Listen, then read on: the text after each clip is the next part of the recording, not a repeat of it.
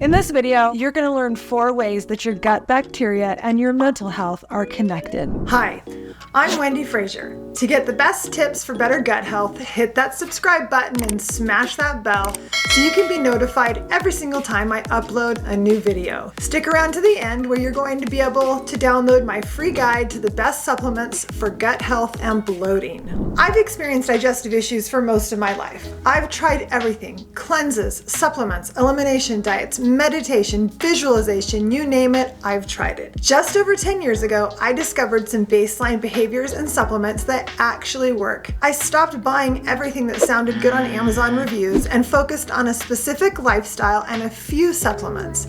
And it worked.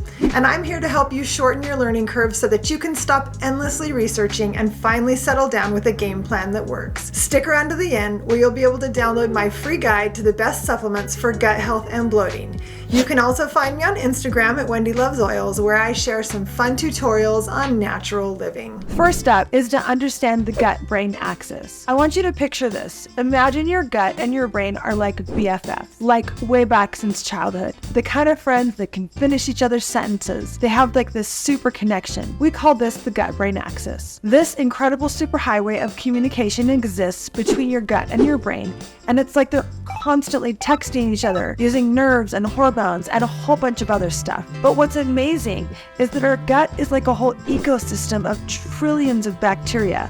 It's literally a second brain. These little guys are known as the microbiota, and they play a massive role in the gut-brain communication. But here's the catch. If there is a gut bacteria imbalance, they can seriously mess that communication up, affecting our mood and our mental health in a really big way. Second is neurotransmitters, or messengers. So here's the deal. Our gut bacteria can produce some major mood influencers. I want you to imagine that our gut bacteria are tiny little chemists working hard to cook up neurotransmitters like serotonin and dopamine and GABA. These little messengers are all about regulating our emotions and making us feel awesome. But if our tiny chemists don't have the right chemicals to work with, what they are able to produce gets compromised. This can lead to mood swings, anxiety, and even the blues. Our gut bacteria and our mental health are dependent on those precious neurotransmitters. This is one more reason why gut health is important. Number 3 is inflammation and mental health. Inflammation is the body's defense mechanism, helping us heal from injuries or fight off infections. But sometimes, when an environment is